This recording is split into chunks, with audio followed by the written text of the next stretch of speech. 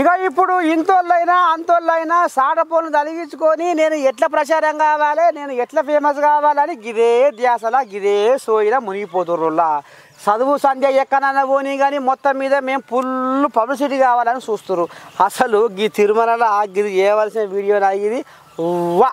ఇక చూడు ఏం జరిగిందో. ఇక ఈ మధ్యకాలంలో ఇంతోళ్ళు అంతోళ్ళు సాడపోన్లు జరిగించుకొని ఆ సాడపోన్లలో ఫేమస్ కావాలి, నేను మొచ్చడు ప్రచారం కావాలి అని ఈ రకంగా మరి వచ్చిరాని ఆలోచన చేసి మంది నోళ్ళల్లో పడి అన్యాలంగా నిందలు మోస్తుర్రులా. ఇక నిన్న మొన్న తండ్రి కూతుళ్ళ బంధం మీద అసభ్యంగా ప్రవర్తించి ఏదేదో చేసిండని ఇక మరి మొన్నటిదాకా విన్నాం వార్త.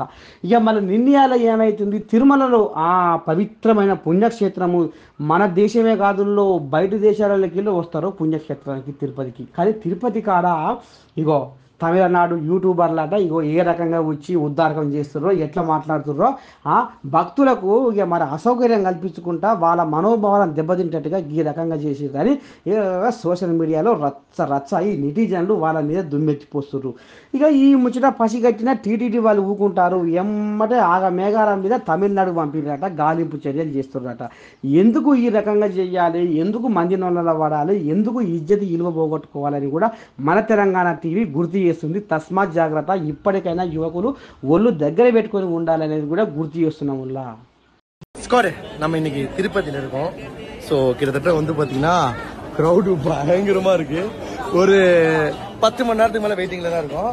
வெங்கடரமணா கோவிந்தா கோவிந்தா.